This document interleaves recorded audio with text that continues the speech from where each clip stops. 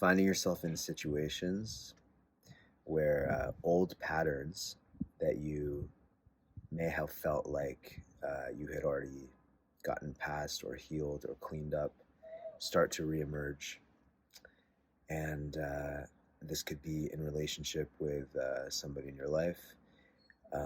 It could be in relationship just with yourself and the way that you're processing the world around you or the people that you're encountering.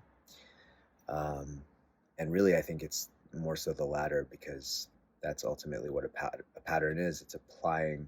um, a belief that you have based on your past experiences to a new situation.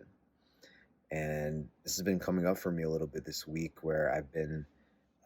in certain situations feeling like uh, parts of my sort of uh, inner child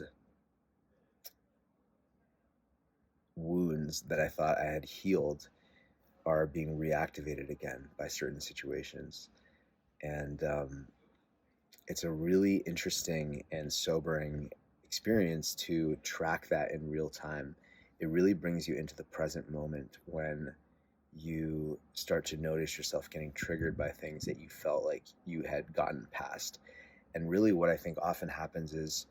we may encounter someone or some situation that triggers some deep-seated things in us, and then we do all the work to figure out what the trigger is. Maybe we go to therapy, maybe we meditate, maybe we take plant medicine or do breath work or whatever, the millions of modalities out there, and then we feel like we've gotten past it, but really we've just gotten past the incarnation of that wound that is being projected by the specific person or situation, not fully knowing or recognizing in that moment that there may be a future situation or a future person that we encounter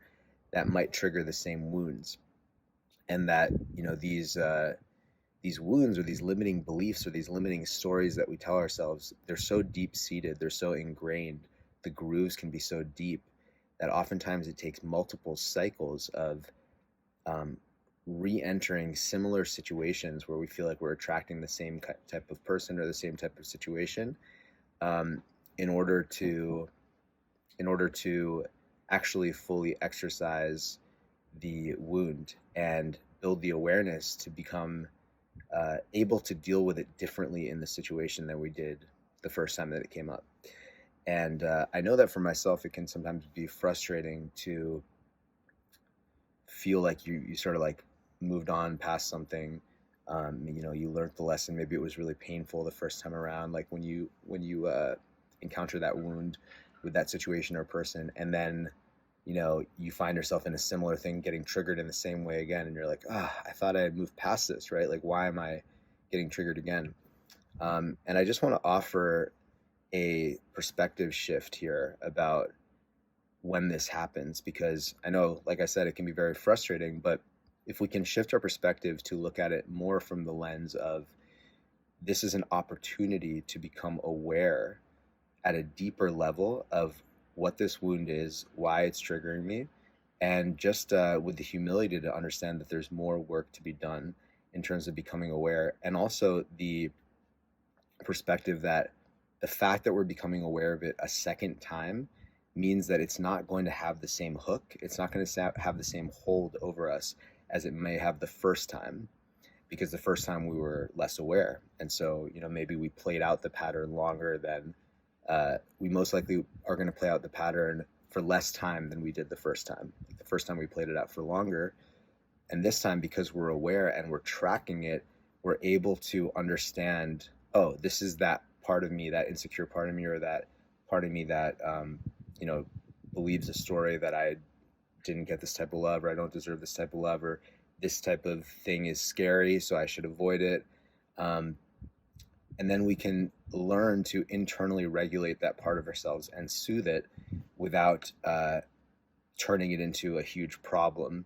and blaming something in the outside world, which may have been the thing we did the first time when we were unaware. So I think that perspective shift can be really helpful for anybody listening who can relate to feeling like you may come up against situations that are bringing out old wounds in you that you think you thought you had healed. and just kind of having a shift in perspective that it's not about fully ever healing the wound. um, I think, it can really be cleaned up quite a bit to the point where you get triggered less and less, and maybe you get to a point where you're basically getting triggered not at all by something that used to really trigger you. But I think so long as we think that that's the goal, is to not get triggered, we'll find ourselves being disappointed because, like, we're like humans, right? And if we're like living with any level of emotional sensitivity and vulnerability, like, we're gonna get hurt, we're gonna feel hurt, we're gonna feel triggered. So I think it's less about becoming this perfect, like perfectly healed person and holding yourself to that standard and then getting disappointed when you get triggered by things that you thought you had gotten over, and more about embodying the identity and personality of somebody who is on this planet to learn lessons, and on this planet to become aware, and on this planet to learn about what our triggers are so that we can have greater wisdom of ourselves, and so that we can also give ourselves an opportunity to love those parts of us, and using those moments when we get triggered as an opportunity to cultivate compassion for ourselves is a really beautiful way of alchemizing, um, those moments when we get triggered, rather than going into, grief or victim mentality about, oh, like, why is this still triggering me? Instead, using it as an opportunity to look into the situation, look into the trigger, and see how, it can teach you something about yourself, and use it as an opportunity to give yourself love. So